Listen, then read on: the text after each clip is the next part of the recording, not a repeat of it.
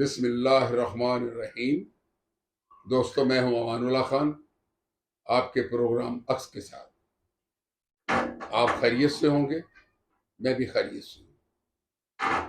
आज के इस प्रोग्राम में चंद ऐसी बातें हैं जिनका ताल्लुक करंट इश्यूज से है।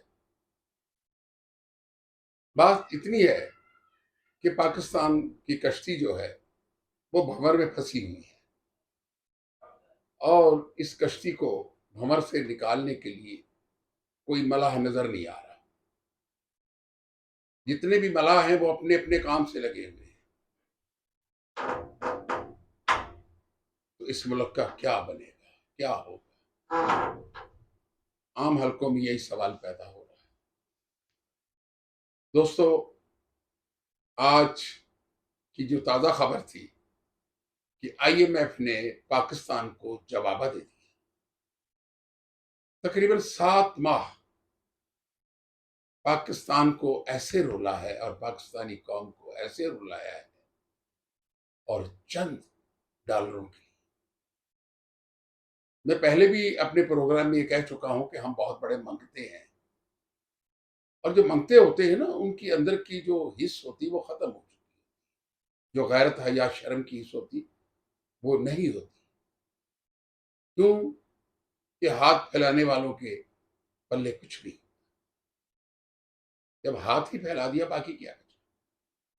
तो आखिर इतने मुज़ाकरात, इतना भाग दौड़, सिफारिशें, बहुत कुछ होता रहा, लेकिन आखिर उन्होंने पाकिस्तान को जवाब दे दिया कि मंगतो, हमारे पास तुम्हारे लिए पैसे नहीं है, तुम हमारी शराइत जो नई है वो मान ले। जबकि मुसलसल हुकूमत पाकिस्तान उनकी शराइत भी मान रही है, उनकी मिन्नतें भी कर रही है, तरले भी कर रही है, लेकिन वो टस से मस नहीं। आखिर वो दिन आ गया। अब क्या होगा? देखें, हर हुकूमत के पास बी प्लान जरूर होता है, लेकिन जहां तक मालूमात मिली है कि हुकूमत पाकिस्तान के पास आईएमएफ के जाने के बाद बी प्लान नहीं है। मैं पहले भी कह चुका हूं कि इसहाक डार एक नालायक तरीन वजीर खजाना है। उसने पाकिस्तान की बर्बादी में अपने 7 माह डाल दिए हैं, जिसकी वजह से पाकिस्तान में महंगाई का तूफान उठ चुका है। हमारा डॉलर कहां से कहां पहुंच चुका है। हमें तिफल तसल्लियां दी गई हैं, यार साहब आपका कुछ नहीं बिगड़ेगा, इस कौम का सब कुछ बिगड़ गया। आप नाकाम आदमी हैं, आपने कौम के साथ ज्यादती की है। देखिए, ज्यादती किसने करवाई है? मुल्क के सरबराह ने करवाई है। क्या मियां साहब अकल के अंधे हो चुके थे? उन्हें नहीं पता कि उन पर कौन सी जिम्मेदारियां आई हैं? पहली तो बात थी, ये इख्तियार लेना ही गुनाह था। अब उन गुनाहों में इजाफा जो हुआ है वो आपके आने वाले वक्तों के लिए खतरनाक हो गया है। देखें, कौमें अपने बी प्लान बनाती हैं कि अगर इस से भीख हमें ना मिली तो हम अपने घर को चलाने के लिए कहां कहां से भीख लेंगे। पहले टारगेट बनाए हुए होते हैं, लेकिन वल्लाह जो टारगेट इन्होंने बताए थे वहां से इन्हें कुछ नहीं मिला। सिर्फ चाइना ने जो 1 अरब रुपए वापस लिए थे वो पाकिस्तान को वापस कर दिए। तो पाकिस्तान का मामला $1 अरब का नहीं है। यहां बहुत बड़ा खसारा है। इस खसारे को कौन पूरा करेगा? देखें, सऊदी अरब खामोश, दुबई की रियासतें खामोश, और कुछ दोस्त वो भी खामोश। देखिए मियां साहब, आपके तो 2 माह रह गए हैं, आप अगस्त में चले जाएंगे, लेकिन इस कौम को किस मझधार में छोड़कर जा रहे हैं? इस कौम के साथ आप क्या कर रहे हैं? इमरान खान ने तो तबाही के झंडे गाड़े थे और आपने तो ये जहाज ही डुबो दिया हमारा। खुदा का खौफ करें। आज आईएमएफ के जवाब के बाद डॉलर कहां जाएगा? रोजमर्रा की एशिया जो लोग इस्तेमाल करते हैं उनकी कीमतें कहां जाएंगी? इस वक्त पाकिस्तान की कौम बेसहारा हो चुकी है। इसके जिम्मेदार इमरान खान हैं, जिन्होंने गलत बयानी और झूठ बोलकर इस कौम को तबाही के किनारे पे पहुंचाया। देखें, अब कौम को ये बात महसूस हो चुकी है कि वो बंदा जो 4 साल गालियां दे रहा था, जेलों में डालता था, चोर और डाकू कहता था, अपने कत्ल के अफसाने सुनाता था, फौजी अफसरों, वजीर आजम, वजीर दाखिला पे इल्जाम लगाता था कि मुझे कत्ल करवाना चाह रहे हैं। अब क्या हुआ? खान साहब, आपने अदालत में जाके कह दिया कि मुझे तो किसी बात का इल्म नहीं है, मैंने हर बात पे झूठ बोला है। यार, खुदा का खौफ करें। अल्लाह ने आपको हक के हुक्मरानी दिया था, आपने अदालत में जो बात कही है, अगर अदालत इंसाफ करना चाहती इस कौम के साथ तो आप सजा के मुरतकब हो चुके हैं, आपको सजा मिलनी चाहिए।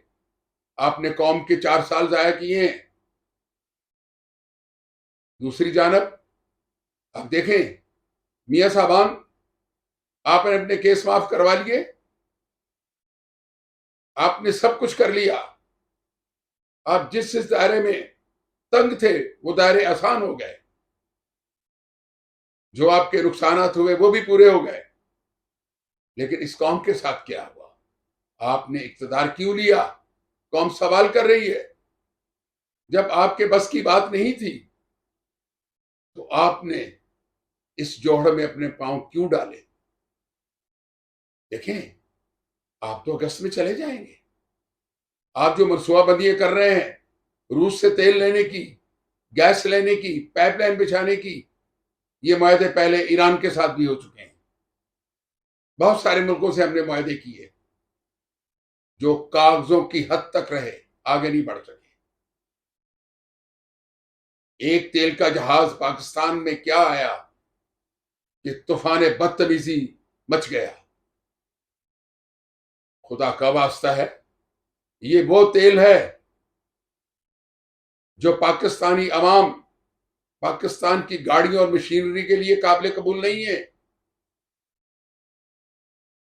इसमें 60% तो वो तेल निकल जाएगा जिसे हम तेल का गंध कहते हैं, बाकी 40% बचेगा।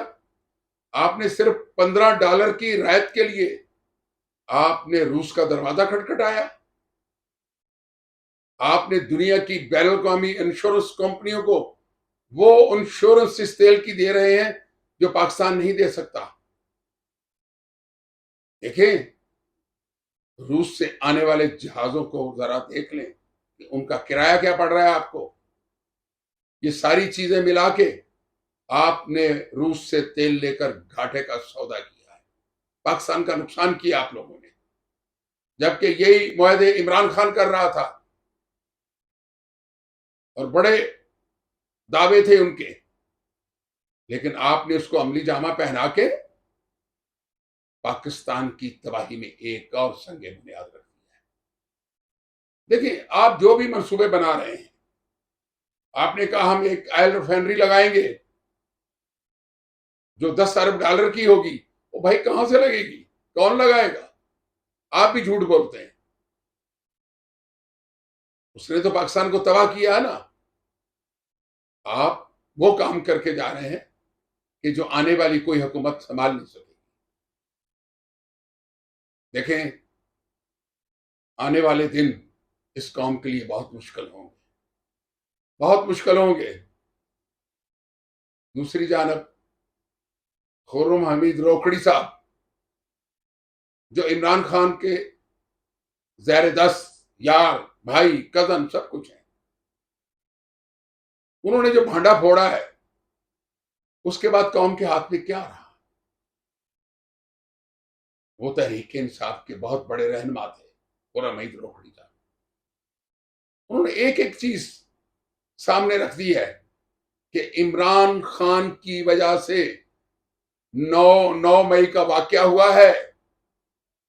मैंने उन्हें बहुत मना किया कि फौज को गाली मत दो, फौज के मामलात में दखलंदाजी मत करो, लेकिन वो बाज नहीं आया। वो किसी तबाही के एजेंडे पे काम कर रहा था, मैं उसे मना करता था कि आप इस एजेंडे से बाज आ जाएं। ये सारी बातें खालिद हमीद रोकड़ी ने अपने इंटरव्यू में कह दी, जिसकी वजह से कौम परेशान है, अदारे परेशान है। उन्होंने जो इंकशाफात किए हैं वो मायूस कुन है। लेकिन अब देख लें कि इमरान खान के साथ अगर अदालतों ने इंसाफ न किया तो फिर वजूद पाकिस्तान को सबसे बड़ा खतरा इमरान खान से होगा, किसी और से नहीं होगा। इसी के साथ मैं आपसे इजाजत चाहूंगा। खुदा हाफिज।